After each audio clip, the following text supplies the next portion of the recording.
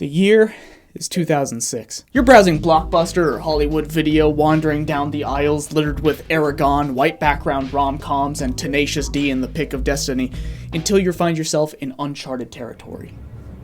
The horror aisle. Even if you haven't been in this exact situation, nearly everyone has some sort of relationship with horror movie box art. Whether it be good or bad, whether someone loves horror or hates horror, nearly everyone is bound to have strong feelings towards at least one piece of horror movie box art. While a lot of traditional movie box art aims to be intriguing or a showcase of what actors are in it, horror movie box art specifically aims to be provocative and scary in addition to these other themes, which not only leads to better, more memorable box art, it leads to better art in general. Not only is it full of some of the most interesting usages of color, negative space, and illustration out there, but since its goal is so different, it's become one of the most consistently cool places to find unique graphic design. It almost universally elicits a very strong emotional reaction, which is something a lot of filmic graphic design really struggles to do in this regard. And it's amazing to look through the decades and see how technology and advertising has changed how horror movies are presented for better and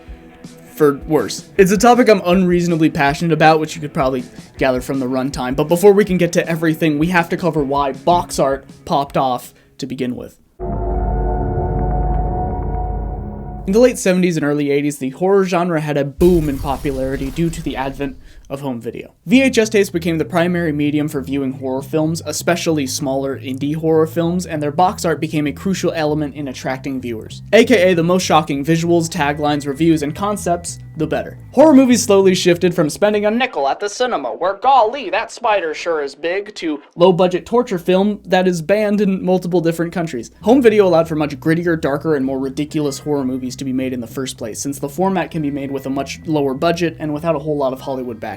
Granted, the VHS did not make this change happen overnight, but it was one of the biggest turning points that caused grimy horror movies of the era to get tons of exposure and for a more uniform box art aesthetic to be formed within the genre. It also helped popularize the usage of taglines and review quotes to help get viewers' attention, something that we still see in horror movies all the time, but I wish they would do something different. Not every horror movie is the scariest horror movie ever. Some of you are lying. Sometimes it can be super iconic, like Who Will Survive and What Will Be Left of Them. That, objectively kicks ass. When there's no more room in hell, the dead shall walk the earth. That's just good, man. There's also plenty of bad taglines, too, like, it's crazy, and in space, no one can eat ice cream.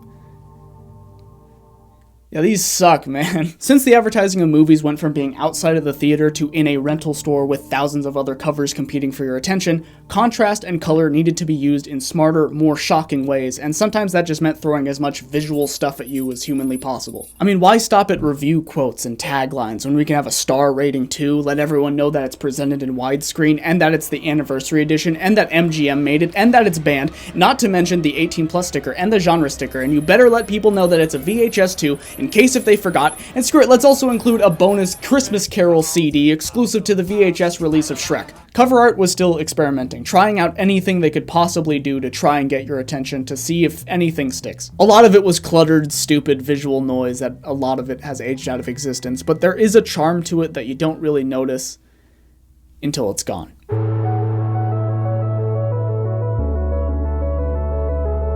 In the early 2000s, DVDs started to replace VHS tapes, and with it, the visual aesthetic began to shift as well. Out with the old, stinky, hand-painted pieces of art. This is the digital age, okay? The future is now. We want heavily edited photos of celebrities' faces.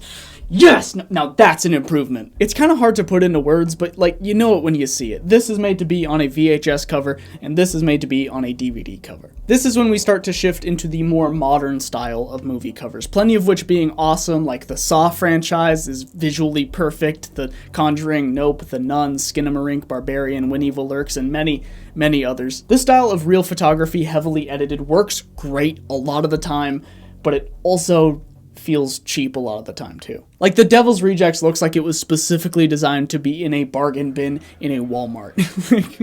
You know what I mean? But before we can dive more into the modern era, we have to talk about what we lost in the process. The breathtaking art style. As I'm sure you've noticed, the biggest visual change between these two eras is the pretty much universal abandonment of hand-painted art. A lot of it coming from very talented artists like Matthew Joseph Peak and Drew Struzan, two guys whose work you've definitely seen a billion times before, and a lot of it has been replaced with heavily edited photos. Once again though, real photographs can be insanely effective. I am not knocking real photographs. Like take the Paranormal Activity cover photos for instance. It is flawlessly terrifying, and a different art style would only hurt it since it's meant to be a semi-believable found footage film that's grounded in reality. Like although I really do like the original Prom Night cover, the photography for the real boot, although it feels a little cheaper and not as appealing, it does feel a little bit scarier and less cartoony. Sometimes it totally rules, but visually grounding everything in realism sometimes just sucks ass for no reason. Like take the Scary Stories to Tell in the Dark movie, for instance. The books had such an iconic, legendary cover, and it's so cool to like see what they're gonna do with it, how they're gonna adapt it into a movie poster, and then they just like didn't. Although it's not necessarily bad, it does feel like just a dramatic downgrade, doesn't it? A lot of classic cover art is very easily recognized by its very hand-painted, borderline Goosebumps-esque cover art, only utilizing adult themes and geared towards an adult audience, and the end result is actually really cool and pretty instantly memorable, and personally, I love it. Like seriously, which one of these is cooler? Exactly, it's not even a competition. One of them is cool, and the other is doo-doo ass. But unfortunately, it is not really something that we see that much of nowadays. Not just in horror, but in movies in general. I love the hand-painted art style. It just makes every cover feel like a labor of love. It just oozes style, and the way blades are depicted just looks so good. I wish I had smarter, more descriptive video essay adjectives to use, but I'm just gonna be blunt with you. I just think it fucking rules. Which is why it's a little disappointing that the only modern example of this style I could think of would be Y2K, and there's still some modern examples that are illustrated, like Terrifier for instance, but it's just not quite the same style. I don't know, I guess I'm just trying to say that I wish there was more covers like this. Like stuff like this is specifically designed to be turned into a poster hanging on someone's wall, and stuff like this, just like, not at all. Like, this sucks. But on that note, Matthew Peak, who I mentioned previously, has actually done his own versions of movies like Get Out and It Follows, and the end result totally rules. The spoon in the cup with the tea with the faces in the reflection and the faces over here kind of shape-shifting because the creature can shape-shift. It's just really cool to look at all the details, whereas in the original cover art, there isn't really that much detail to fangirl over. Not that that's necessary, but it is kind of a bummer. And like, take the Evil Dead franchise, for example. The original is iconic. It's a great painting. And the Army of Darkness poster, like the little bit of details, all like the red lighting underneath. It's like just two genuinely stunning pieces of promotional material. And I'm so excited to see what they're gonna do next. And, oh. Yeah, it looks, she looks creepy, it looks good. Cool, yeah, I'll check it out. Cool, looks cool. Like, don't get me wrong, it's a good poster. There's really nothing wrong with it, but like, I'm not excited about it. It doesn't feel like a piece of art. It just feels like a piece of promotion, and that's it. But therein lies the main issue. It's not just art. First and foremost, it is promotional material. It's an advertisement. Let me start off this section by saying that horror is a very lucky genre. Nearly every other genre has to rely heavily on star power, pre-existing media / franchises, and or its relation to other movies you might have seen via the producers or the studio. If a new movie comes out and it has none of these things, it will almost definitely fail. But as I said before, horror gets to be advertised by its theme and mood, everything else just being a bonus, but not fully necessary. That is what makes horror movie box art incredibly special. Playing with these things instead of these superficial things will almost always result in superior, cooler looking graphic design. Floating head movie covers have been more and more common as of late due to Hollywood and audiences in general saying, theme? Mood? What am I, some kind of English major? Bro, I want to know how many famous people are in it. Oh, yes! Oh, I love celebrities! Like, I know Dune is known for its stunning visuals and amazing science fiction story, but like, who gives a shit? Show me a bunch of people standing. Yes, that's the box art I want to see. And this trend of having everything look like a show on ABC is ultimately blamed on Marvel movies for, you know, very obvious reasons. In fact, the only MCU poster of the past handful of years that had any real personality was this one, which, ironically, just borrows a lot from 80s horror. Granted, Marvel does have a few clever, pleasing designs, but they're almost never the main design, and certainly never the box art. A lot of this stems from the fact that modern studios, excluding a few, are far too reliant on celebrity culture to win audience draw. From a pure design standpoint, nearly everything that leans towards the multiple famous people standing their trajectory just seems to feel stale in comparison. Hell, even older covers that did do this just feel way more sterile now. Like I don't know how it's worse when it's not even that different, but it is. A lot of cover art usually looks significantly better if you remove the celebrity faces and just give the art significantly more room to breathe, but advertising wise, it's inferior. Like, speaking from personal experience, sometimes the best looking thumbnail isn't going to be the best performing piece of promotion. My dumb face is a bit of an eyesore on a pretty otherwise clean thumbnail, but guess which one got way more clicks? People like clicking on faces, man. As much as it sucks, sometimes the best aesthetic choice does need to take a back seat to something that just functionally works better. So, as much as I criticize, I actually fully understand, but I'm gonna go back to hating because that's much more fun. Overall, horror does tend to stick to what it does best and only occasionally slips into celebrity worship territory if a villain reaches an iconic cultural standpoint. Like, you can't sell a movie off of the premise of some dude in a spray-painted William Shatner mask standing around looking intimidating. Unless if everyone knows who he is and loves it, then put his face on everything. If a horror movie villain becomes a celebrity, they will eventually get the John Wick treatment, and every single cover art will just be a photo of them standing there or a photo alluding to them. But even when horror does fall into this trap, it still manages to be more interesting than the standard because it's not just a celebrity standing there, it's a scary celebrity being scary, and that's at least more interesting. Now, I know I've been a little hypercritical of box art and posters, but don't get me wrong, I love this stuff. There's a whole section later in this video that's just me gushing about my favorite horror movie covers, but before we can get to that, I want to take a little bit of a detour and talk about...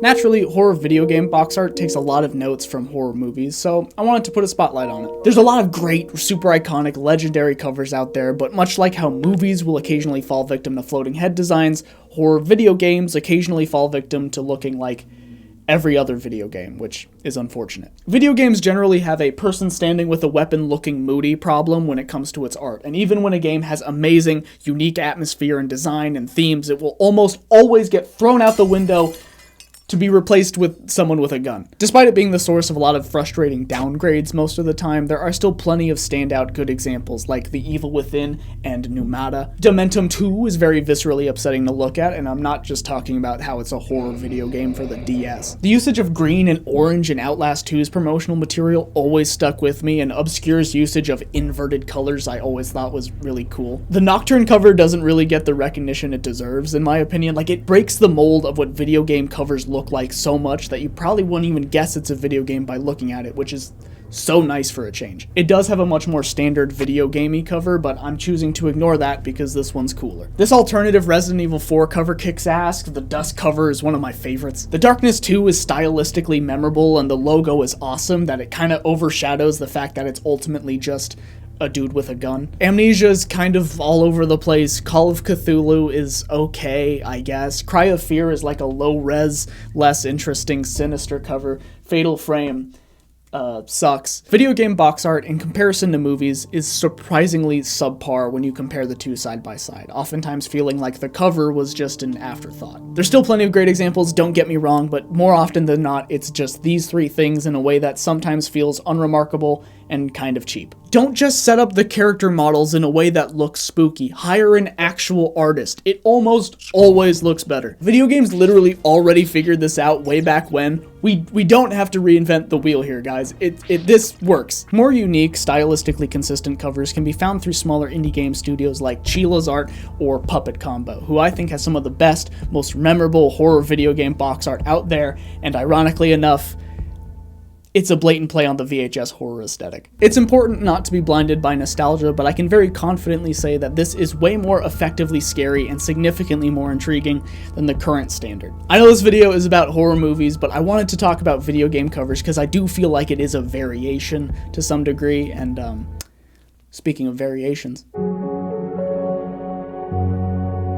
A lot of movies will have different promotional material depending on whether or not it's IMAX, the international release, through Fandango, etc. And in Alien Romulus's case, somehow all of them are awesome. And speaking of recent movies that absolutely knock it out of the park when it comes to promotional material, Longlegs. The marketing campaign around Longlegs was insanely effective thanks to nearly every single piece of promotion being cryptic and legitimately off-putting to look at. Although some designs are more popular than others, there's just something about the one where the woman is clustering it up, making direct eye contact with the camera. It's just so viscerally uncomfortable and intimate that it's really hard to forget. These are all fantastic examples of showcasing mood and tone over celebrity worship, hugely to its benefit, might I add. Hopefully Hollywood takes note because all of these are awesome and they also made a lot of money, so do more of those, please. One thing that is extremely common in the modern era is the notion of throwing anything at the wall in the hopes that something will stick. Thanks to the internet and the contentification of everything and the fact that everything needs to be as optimized as possible,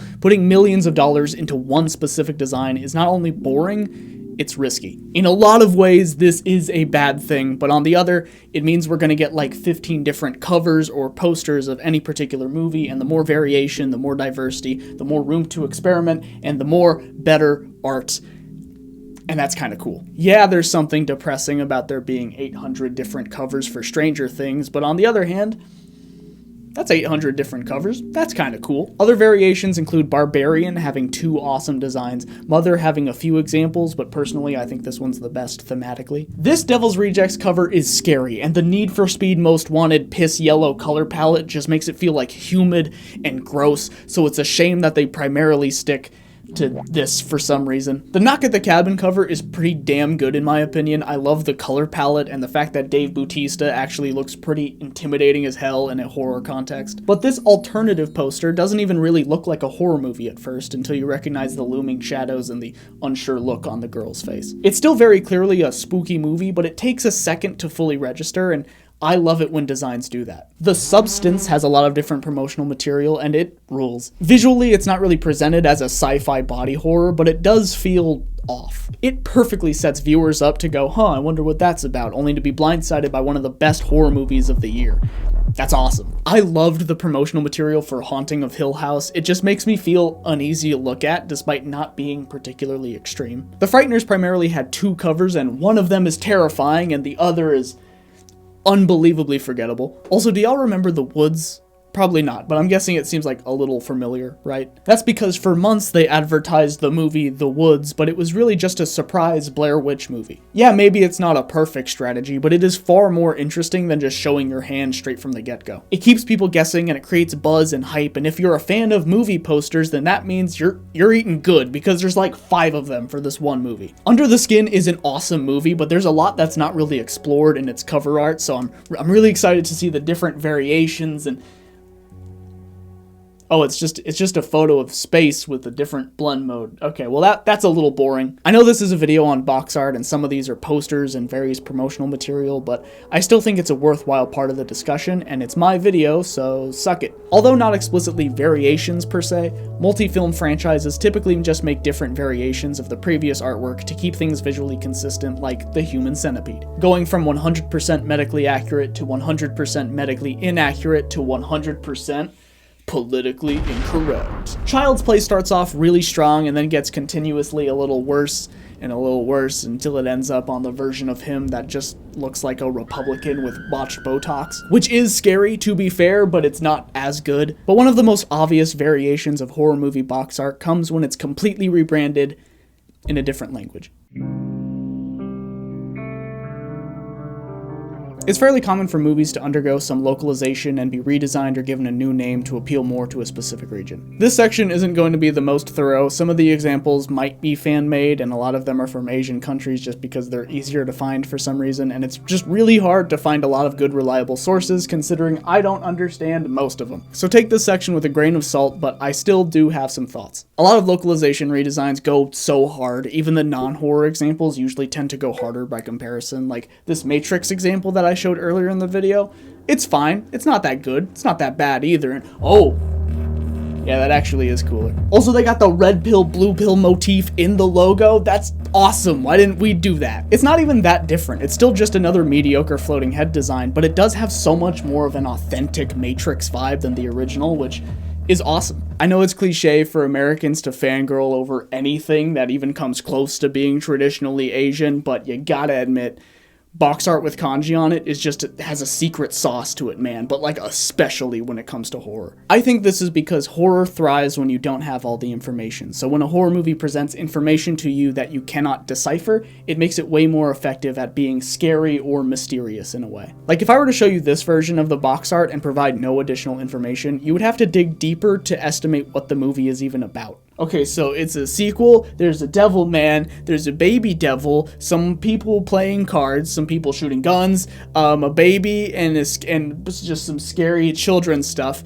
and that's really all we have to work off of. It is significantly more tantalizing to get a breadcrumb trail of information instead of just demonic toys. Alright, enough flimsy horror psychology, back to cover localization. I really love this version of Cabin in the Woods, even though it does kind of spoil everything. This Russian version of Oculus goes crazy. I love the way the Spanish cover of Psychos in Love has her cutting off part of the A, and I absolutely love the waviness of the new logo for Sleepaway Camp. Squirm has these two covers, and I'm gonna go ahead and say that both of them are miles better than the original. They're not always an improvement though, like remember the Frighteners? Let's see the updated version and oh, yeah, it just sucks. And like this version of Killer Clowns from Outer Space both looks awesome and is like horribly ugly at the same time. Since there are many different versions of practically every movie ever, the task of talking about horror movie box art goes from a giant task to an unfathomably huge task if I were to talk about all of them. So to all my non-American viewers, please let me know of some of your favorites. I'm not just saying that for engagement bait, by the way. I sincerely want to hear it because no matter how hard I try to make this video super thorough,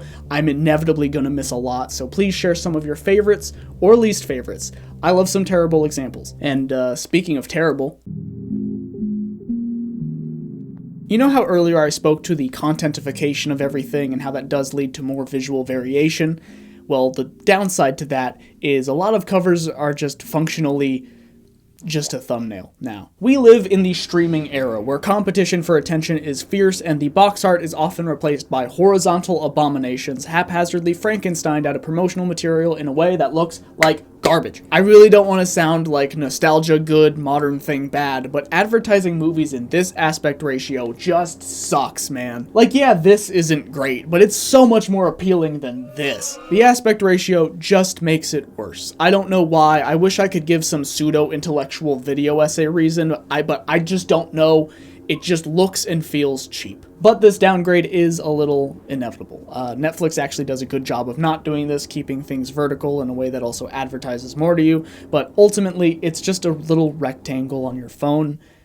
There's not much room for art or interesting design most of the time. Why anyone would ever watch a movie on their phone outside of being on an airplane or due to financial or living constraints is beyond me, but business-wise, if that's what folks are doing, then the box art or thumbnail should reflect that, you know, even though it pisses me off. Granted, some of them don't actually look that bad, like I think the framing of the Saint Maud thumbnail actually looks a little bit better, but the obvious lack of care, inferior aspect ratio, and the fact that a lot of it is designed to be legible on a device the size of a post-it note does make it feel like a massive downgrade the vast majority of the time. But as much as I have my gripes towards a lot of aspects of digital movie promotional design, the one thing that I think a lot of modern designs absolutely nail is the use of negative space. A lot of iconic movie covers of the past are typically very minimalistic and have a lot of negative space, and although it's always been utilized in covers to some degree, I feel like you could tell over the past 10 years that more and more horror movies are remembering, oh yeah, that's really cool, we should probably do that more. Simple is almost always better and more memorable, not to mention just easier to make since there's a limited number of assets to work with. And in a horror context, it's way more effective at being scary while still being aesthetically pleasing, and personally, I love it. There's just so much room for activities. But the one thing that really elevates more minimalist designs like these is the usage of color. I love me a good accent color, and I truly believe that when it comes to graphic design, horror movies are one of the best examples of consistently using color very effectively. Like, Enter the Void uses color so well that it almost seems like it might be a horror movie at first glance, just because horror is one of the only genres to use color this well, this frequently. I'm sure by now we've all seen those collages showcasing the different colors used throughout horror movie box art, and even though all movie covers use color, it's always way more memorable when horror does it because there's always a specific emotion attached to it. Horror uses color specifically designed to make you feel fear or discomfort, whereas a lot of other movies just use color just because it looks pretty or it's eye-catching. With horror, there is always an emotional attachment to it. There is an emotional and tonal reason why they picked blue for all of these. But I highly doubt that there's an emotional or tonal reason why they picked blue for Fast and Furious 6. Or 5. It looks good, don't get me wrong, but you can tell that there's like no real intent here. I do think that horror movies do tend to overuse the black, white, and red color palette, but it also looks awesome 100% of the time, so who cares? But we haven't even touched on one of the scariest franchises to date. 3 words guaranteed to make even the most underground of horror fans tense up. Scooby Dooby Doo.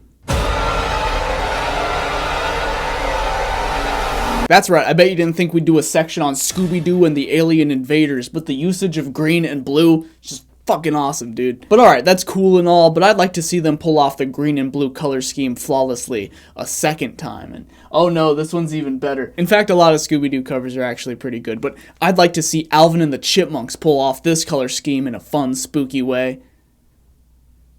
Oh shit. Children's horror oftentimes gets left out of the conversation of horror movie artwork, and for good reason. It's for babies. But a lot of times media like this is most people's introduction to horror. I mean, Monster House was one of the first movies I ever watched that genuinely scared me, but also engaged with me enough that I really wanted to watch it. It's one of the main pillars as to why I love horror so much as an adult, and therefore I believe it deserves to be part of the conversation, and also because Jesus Christ, that house was scary. I don't really have much more to say about this topic, but it's just cool to see the graphic design attempts to find a middle ground between these two very extreme sides of the scary spectrum, and oftentimes succeeding in a way that is surprisingly pretty cool. But speaking of scary children's stuff, there were plenty of covers that used to scare the hell out of me when I was a kid, and some that even scare me as a 24-year-old, so I'm going to talk about some of those.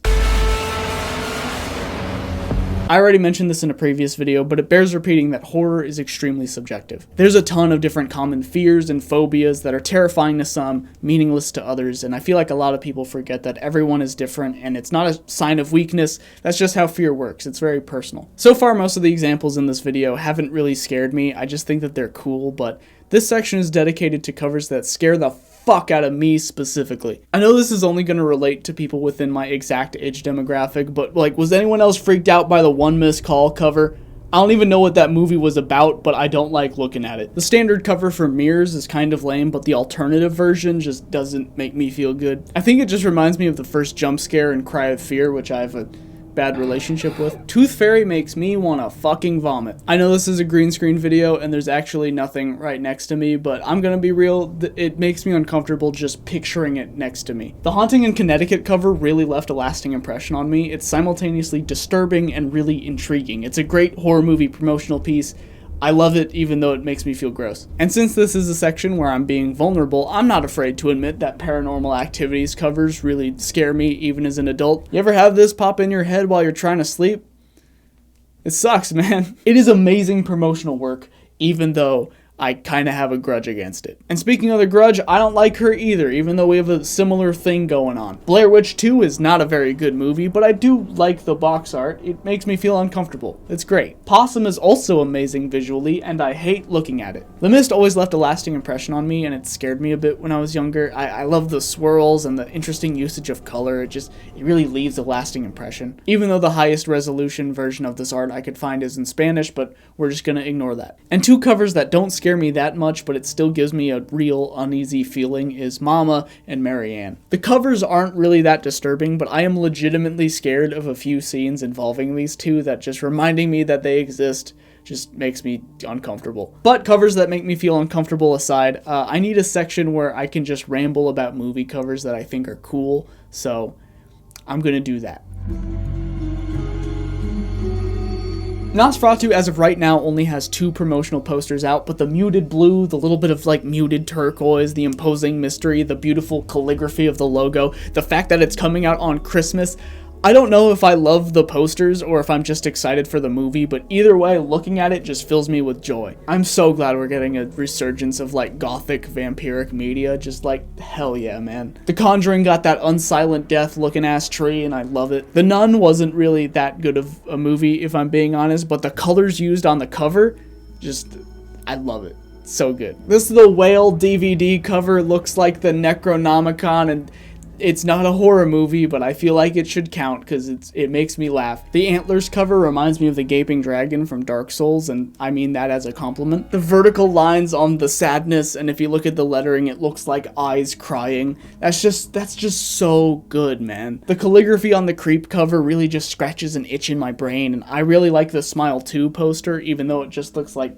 Jack's films. Bad Taste is an objectively horrible cover, but I love it because Peter Jackson, unironically looked at it and went, yeah, that's great, let's use that. Nope, Lights Out, Sting, The Void, Slither, Malignant, Cloverfield, there's just like so many good ones, man. I know I gushed about the paintings enough, but there's just something about Return of the Living Dead Part 2, The Gate, Nightmare on Elm Street Part 5, The Howling, and Sleepaway Camp that just really do something for me. The Hitcher is someone both asking for a ride, holding a knife, and the headlights of a car driving. Conceptually, I just don't really think it gets much better than that. That is genius. And same with the Scream 4 mask just becoming a knife. Like, that's awesome. Any cover that includes scissors just activates something in my brain that makes me go, oh yeah, that's good. And same with any cover that just is a skull being formed out of things. Like, I know it's cliche, but counterpoint, it also fucking rules. Halloween Death Machine Chopping Mall, having the drill bit be the eyes in the logo for Driller Killer. There's just like so many good ones, man, and I love this stuff. All the promotional material for the house that Jack built was awesome. Lars von Trier has a few other great examples of this, but I definitely can't talk about that on YouTube. Speaking of which, by the way, there is an entire section of this video that is exclusive to my Patreon about women in covers and like the sexploitation within horror, and it's a whole thing that I wish I could include in this video, but there's a lot of boobs, and YouTube doesn't like boobs for some reason. So if you want to throw me some change and help support me, you get some extra stuff too, but you don't have to. But how many movie covers were there in this video essay / love letter? Let's find out and get to the numbers. We counted 1,306 visual assets used in editing, 129 Patreon supporters for making this video possible, and at least 50 comments informing me that I didn't name every movie ever, phrased in the snottiest way possible for some reason, leaving us with a pie chart looking something like this. With a runtime of around 35-ish minutes, this video has a sly or quirky remark every 0.25 minutes. And that's it. I'm Crust A Bag, and this has been the Halloween special. Hey, thank you so much for watching. This video took a lot of work, so I hope you enjoyed. I'm outside, which is rare for me, but I also restocked a bunch of posters, which I probably should have said earlier in the video, but I hate advertising stuff, so I'm just kind of lazily tacking it on at the end. I will be doing other merch again in the future, obviously, but for this video, I kind of wanted something that's like thematically relevant, so got 30 more posters. Get them before they're gone. Massive shout out to all the internet archival websites out there. If it wasn't for them, this entire video would have just been like photos like this and photos of my own physical media, which is a really small collection, and that would suck. But if you do want to see a video where I talk about all like the physical DVDs I own and whatnot, maybe I'll put that up on my Patreon within the week or something. Who's to say? But yeah, I'm not really sure if this will be demonetized or not, so do these things if you want to help support me. It really mean a lot. If any horror publications want to feature this video, that would be cool. Anyways, that's enough talking from me. Happy Halloween. See you in the next video. Love you. Bye.